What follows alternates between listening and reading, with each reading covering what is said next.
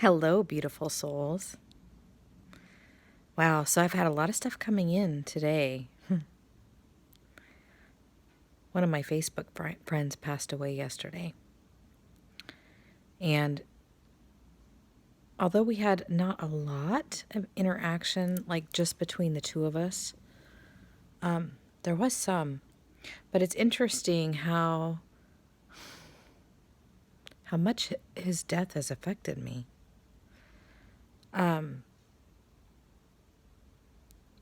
Partly, it just has to do with him not being here anymore and all the light and all the wisdom that he shared. I used to love seeing his posts.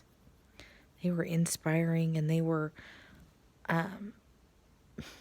usually about things that I didn't know about. And so it was amazing to be learning from him. And then what came in was that this is the beginning of a mass exodus, and that we really do need to get in touch with our feelings around this and to just let everything flow, all the grief. Because what came up for me was that I felt I was crying when I heard. And what was shown to me was that a lot of the tears that were coming in were also grief surrounding people in my life that I didn't allow myself to fully feel at the time. So all of those feelings, whether it be my grandmother's passing, my brother, my dad, whatever I didn't fully feel that had the same flavor was all coming up. Because we are being asked to feel everything fully now. And so what came in is that we are going to be losing a bunch of people, a bunch of souls. And it's not really a matter of losing because they've chosen to exit within the next 3 years is what I keep hearing. And we're not gonna, we're just gonna roll with it. So this grief that's coming up, we just need to let it flow through us and trust that we will cross paths again. And just because somebody is not here on the physical plane does not mean that we can't feel them, that we can't love them, that we can't be loved by them. Love is real. Love always exists, whether somebody is in physical form or not. All the memories shared, that is all love as well, or pain. Sometimes a mixture of both, which gets a little funky. But no matter what it is, just feel it all. Let it all flow through you. That's what we are doing. We are beginning to fully feel. And for some of us who have decided not to feel most of our lives, which indeed, that was what we were conditioned, right? Not to be too much. Don't be too much. I was always told I was very sensitive and I was very emotional, and it made other people uncomfortable. Okay. I do feel everything deeply. Them being uncomfortable had nothing to do with me. Now I know that. Now I'm overwriting that programming to say them having that reaction to me is not mine.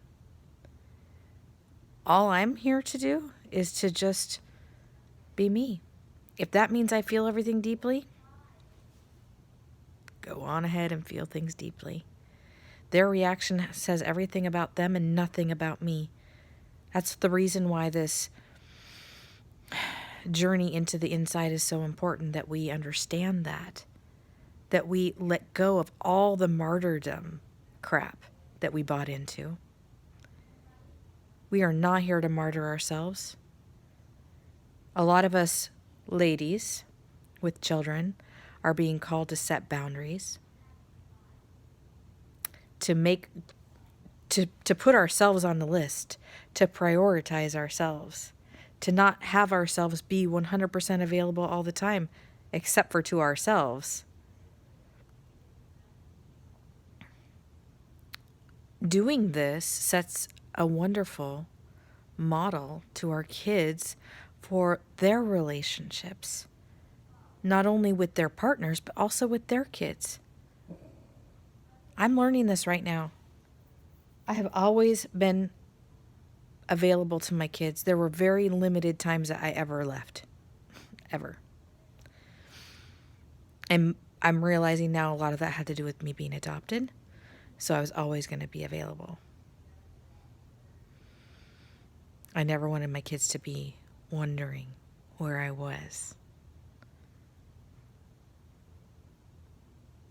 But that's ridiculous. Okay, in addition to being a mother, I'm also a woman. I kind of overlooked the whole woman part of it. So now we are looking at all aspects of ourselves, not just one. We're not cherry picking. We're gonna do all of it. Which means that we do need to set boundaries sometimes. And it's boundaries for balance within ourselves. And what I'm noticing is that I have a whole bunch of anxiety coming up within me about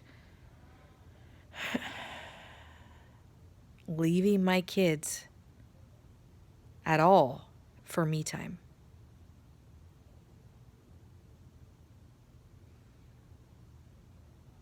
Especially since COVID hit. I mean, like even just to go take a walk alone. Because usually they want to come with me.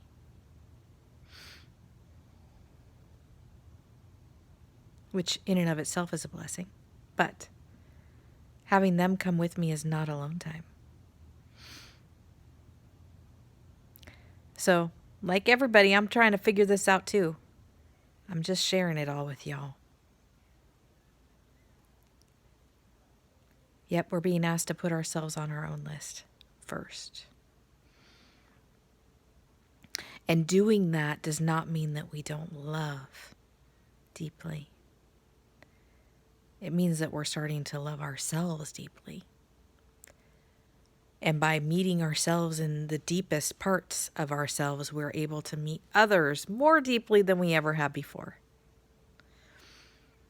And it's all for the best. It's all for the best and highest good of humanity. And for me. And for my kids. Because I don't want to perpetuate the martyrdom mentality or the victim mentality. We're shedding that. We're reprogramming that. Deprogramming and reprogramming, overriding with our soul programming. Woohoo! All right. I love you guys so much. Any grief that's coming up, just let it all come in and out. You don't need to attach to any narrative. If you're noticing that it's bringing up memories, it's okay. It's okay to go to the memory. Honor the memory and then let it go. Do not attach yourself to any trauma right now. It's okay. Just let it flow. It's coming in to go out. I love you guys.